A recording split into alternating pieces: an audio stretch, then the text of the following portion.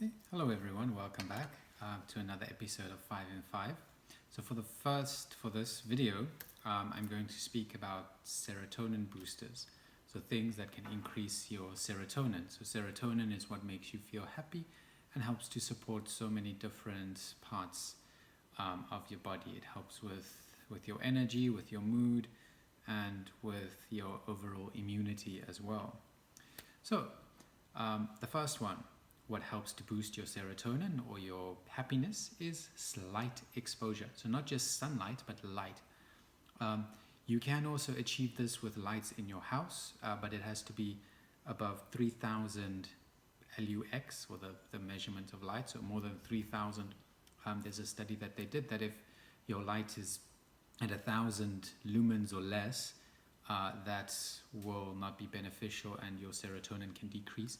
And if it's at a sufficiently high level, so 3000 lux, then your serotonin levels will still be boosted. So it's similar to going out in sunlight and getting the sun exposure on your skin.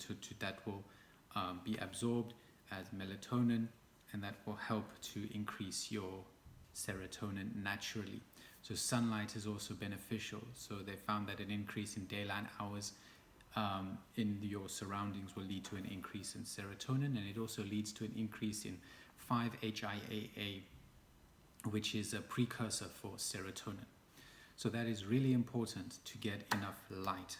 Sunlight is the best, but you can also get it with high light, bright light in your house. Then the second one, positivity. There was also a study done that found that a positive mindset can also help to increase your serotonin. So if you feel bad and negative and you're always putting yourself down and talking negatively to yourself, then you're going to have a lower serotonin level than someone who is positive, who compliments themselves, who thinks positively and thinks as a glass half full instead of half empty, sees the positive side in different things. So it increases your serotonin when you have a positive mindset. It increases blood flow. It increases your serotonin, and it is self-induced. It's not the other people around you. It's not their input, although their input will also have an influence, but yourself. It's a self-induced increase in serotonin when you are happy and positive. Then number 3, aerobic exercise. So specifically aerobic exercise because it increases blood flow over a longer time. It increases insulin sensitivity, increases muscle flexibility and muscle glucagon storage or glucose storage. It increases your energy usage. It increases your blood flow, increases your lymphatic drainage and lymphatic movement. It increases your health of your gut bacteria. It also increases the 5-IAA, which is the precursor for serotonin, and it also uses up BCAAs. So BCAAs is a group of amino acids which block the uptake of tryptophan in your brain. Tryptophan is the amino acid that gets turned into serotonin. So if your tryptophan is not making it into your brain, it cannot be switched over to the hormone serotonin. So BCAAs, if that is being used with aerobic exercise, there is less of that left. So then your tryptophan will be absorbed in your brain and your serotonin will increase. So the BCAAs block tryptophan intake in your brain.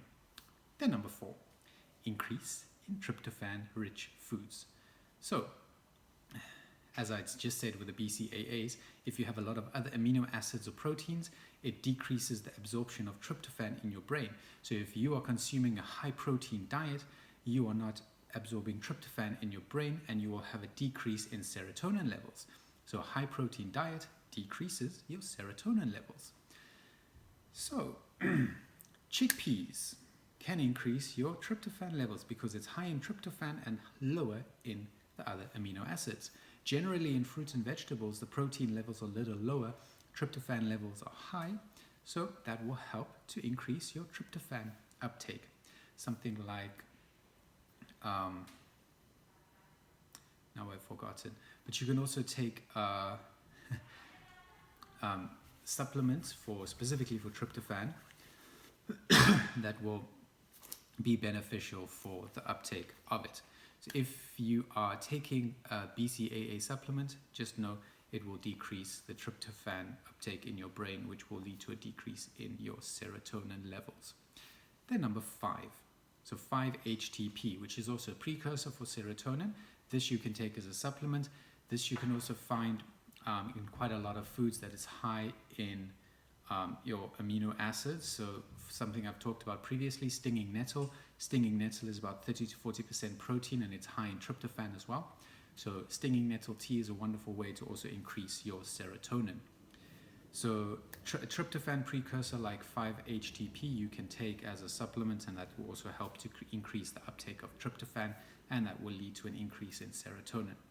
Then just a quick one, they found in countries which has a low serotonin level, it's a higher suicide rate and a higher mental health disease risk and a depression rate.